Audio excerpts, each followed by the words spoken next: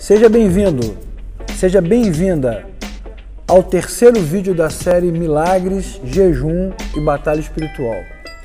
Nesse vídeo nós vamos falar sobre coisas malignas, uma aula polêmica e tensa, bem tensa, tá bom? O objetivo do Pocket Class é trazer clareza para você, fazer você pensar biblicamente. Então vamos estudar com calma, devagar, texto por texto, conceito por conceito.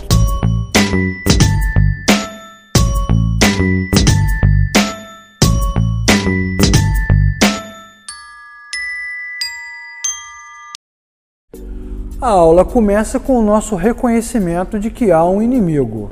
Nós não somos ingênuos, nem vamos negar o que a Bíblia ensina sobre o diabo. Ele existe e atua o tempo todo. Nós, cristãos, evangélicos, cremos que a palavra de Deus é inspirada, infalível, inerrante, absoluta.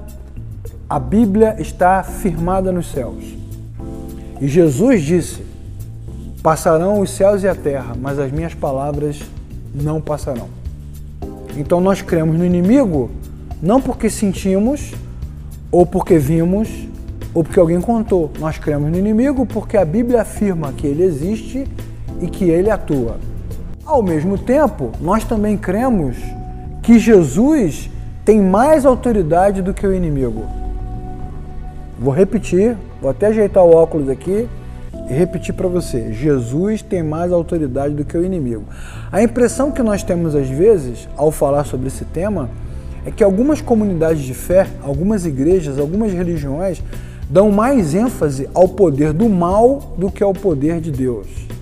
Mas o Deus que nós servimos, o Deus da Bíblia, não está acuado contra a parede, numa trincheira, se escondendo dos ataques do inimigo. Jesus tem mais poder do que o inimigo.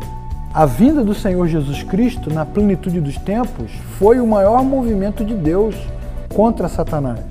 Jesus veio, encarnou, nascido de mulher, cresceu, trabalhou, morreu, ressuscitou e ascendeu aos céus.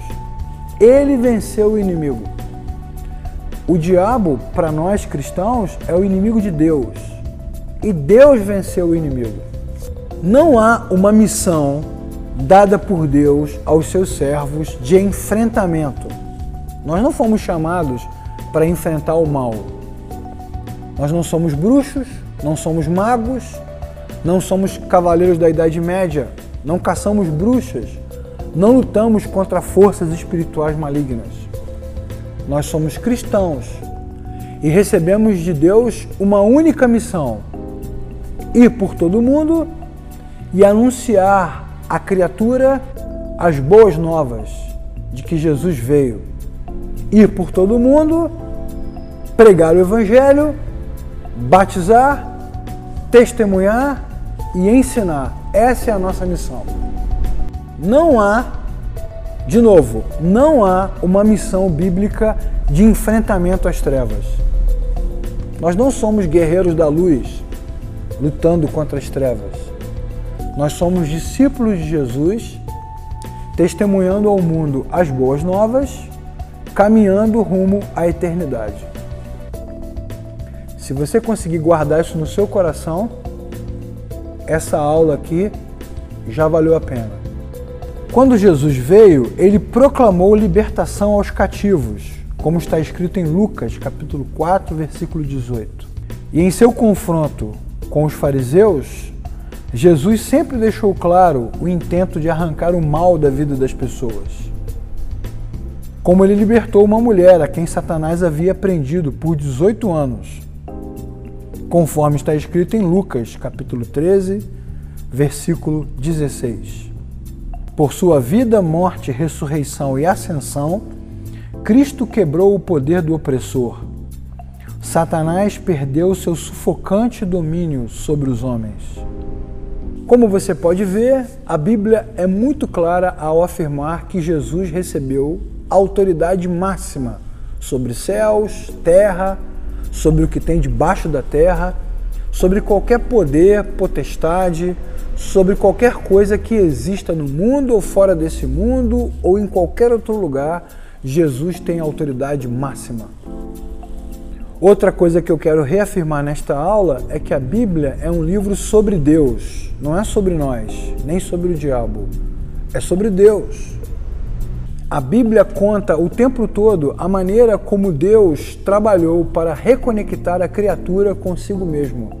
A história da Bíblia é a história da redenção. E acima de tudo, a história da Bíblia é uma história de esperança. O diabo quer nos destruir, mas Deus quer nos ajudar. Juntando todos esses textos, nós aprendemos que a nossa preocupação é com Cristo e também com a forma e com o trabalho de apresentar Cristo às pessoas. Nossa preocupação não é o inimigo. Então vou repetir, vou falar assim de forma enfática para você guardar. Nós não estamos numa batalha contra o inimigo. Não há uma batalha porque Jesus venceu o inimigo. Jesus é vencedor. E nós somos discípulos de Jesus. Então não há uma guerra, porque seja qual for a batalha que tenha acontecido, ela foi travada e vencida por Cristo. E essa deve ser a nossa forma de pensar.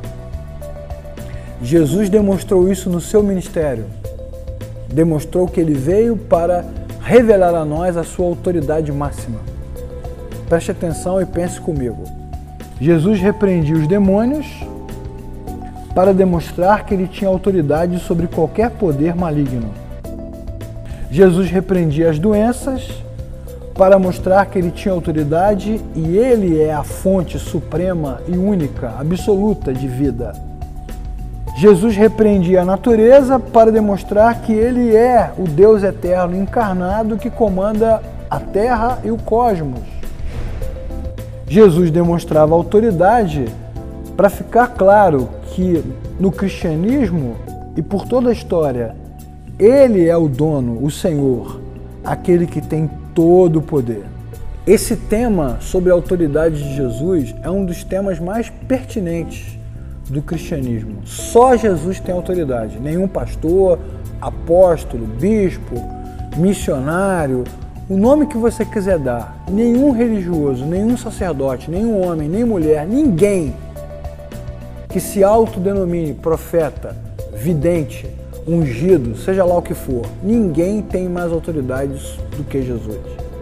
Ninguém comanda Jesus, ninguém dá ordem para Jesus, ninguém determina nada. Jesus é que manda, ele é o Senhor, ele é o cabeça, o dono, o rei, o alfa e o ômega, o princípio e o fim, o Senhor de todas as coisas. O assunto da batalha espiritual revela para nós que há normalmente uma inversão de valor. Parece que o diabo é muito poderoso, parece que as trevas tomaram conta do planeta e que a gente está fazendo força e que Jesus está pedindo ajuda. Mas Jesus não está pedindo ajuda não. Jesus venceu. Ele é o Supremo Senhor. Esse tema da autoridade de Jesus é tão importante que, se você observar os textos, você verá que os apóstolos não repreenderam o inimigo em momento nenhum. Eles ordenavam que os demônios saíssem em nome de Jesus, eles expulsavam em nome de Jesus. Você não vai ver um apóstolo dizendo, eu te repreendo, sai agora, eu te ordeno. Esse tema da autoridade de Jesus é tão importante que, quando nós olhamos para a Escritura, a gente percebe que os apóstolos não usavam sua própria autoridade para fazer nada. Eles ordenavam ou expulsavam ou curavam em nome de Jesus. Pense nisso comigo agora. Em nome de Jesus. Significa o quê? Que eu faço algo em nome de, representando debaixo da autoridade dele. No cristianismo, não há ninguém numa posição de autoridade maior.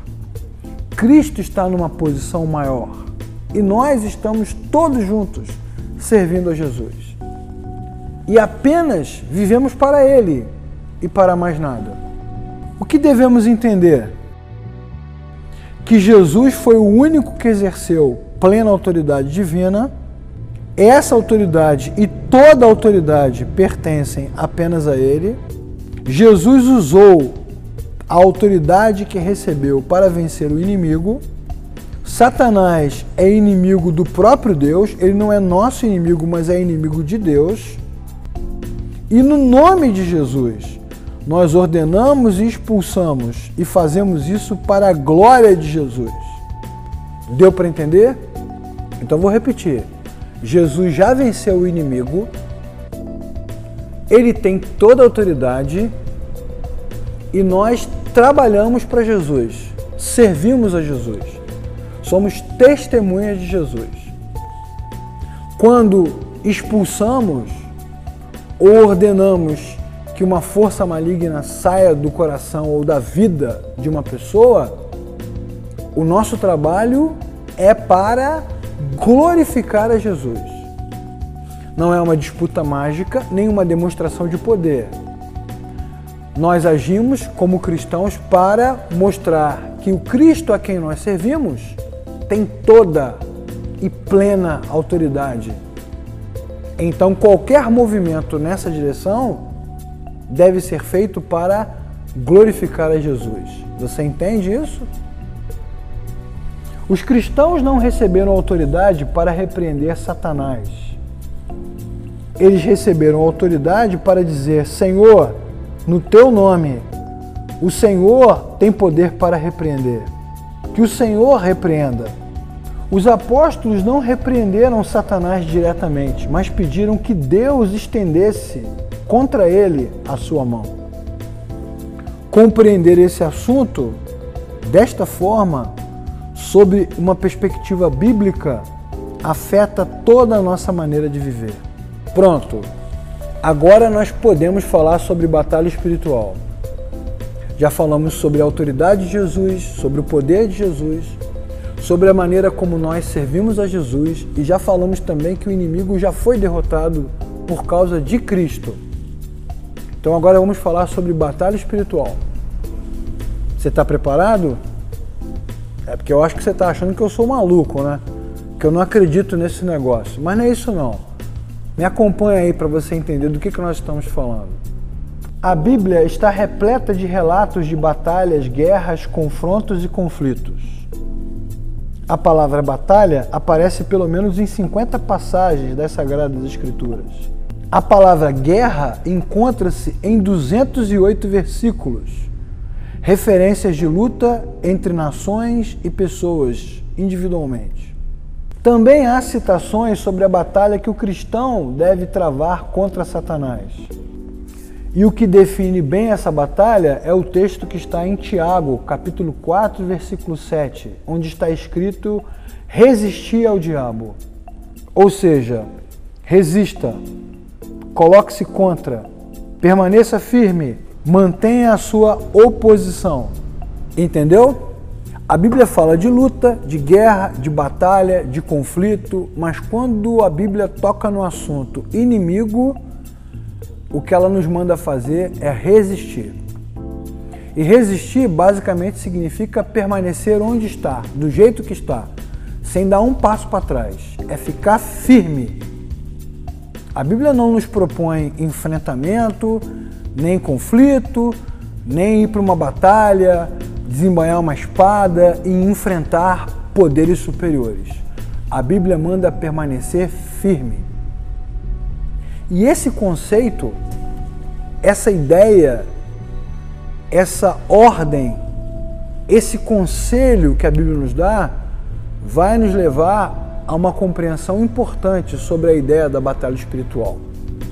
Então eu quero encerrar esta terceira aula firmando com você alguns conceitos sobre batalha espiritual, conceitos bíblicos relacionados a todos esses temas que nós tratamos aqui. Vamos prestar atenção então. Princípios fundamentais das Escrituras sobre batalha espiritual. Em primeiro lugar, Deus é soberano absoluto do universo. Portanto, não há um poder maior do que o de Deus, nem disputa de poder, nem deuses iguais lutando. Só há um Deus que governa, só há um Senhor que é Jesus. Em segundo lugar, Deus só pode ser conhecido pelas Escrituras, e a Bíblia afirma, revela, que Jesus veio e venceu o inimigo. Em terceiro lugar, as Escrituras afirmam que o homem, a criatura, está decaída, rompeu com o Criador, e isso coloca ela debaixo de juízo, sob o domínio do inimigo. Mas, graças a Deus, a Bíblia também diz que se alguém está em Cristo, é nova criatura. Nova criatura. As coisas velhas passaram, e eis que tudo se fez novo. E para terminar, colocar a cereja no bolo, eu quero citar a primeira epístola de João, capítulo 5, dos versículos 18 a 20. No versículo 18, João afirma que aquele que está em Cristo, o maligno não lhe toca. Deu para entender? Guarda na sua cabeça aí. Aquele que está em Cristo, o maligno não lhe toca. Não lhe toca, porque está em Cristo. No versículo 19, João faz a diferença entre os que nasceram de novo e os que não nasceram de novo. Os que nasceram de novo pertencem a Deus. Os que não nasceram de novo pertencem ao mundo caído, desconectado do Criador, que está debaixo do efeito maligno. Se o maligno exerce influência, se o diabo exerce algum tipo de influência, sobre quem exerce? Sobre aqueles que não nasceram de novo, porque os que nasceram de novo estão escondidos, guardados em Deus.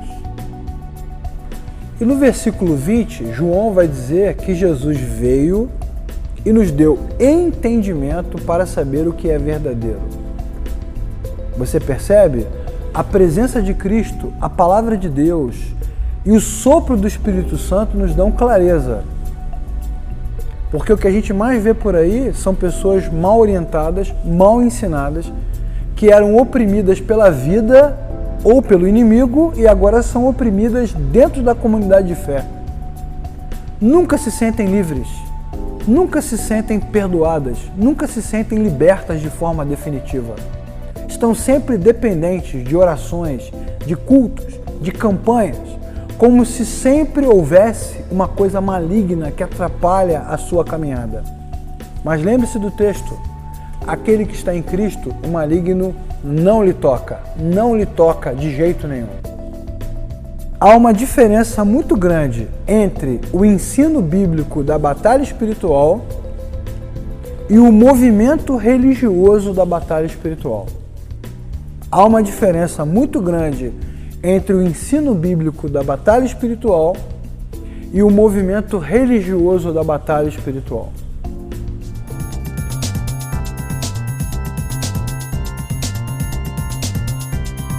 Você quer saber qual é a diferença? Próxima aula. Estou esperando você, tá bom? Até lá.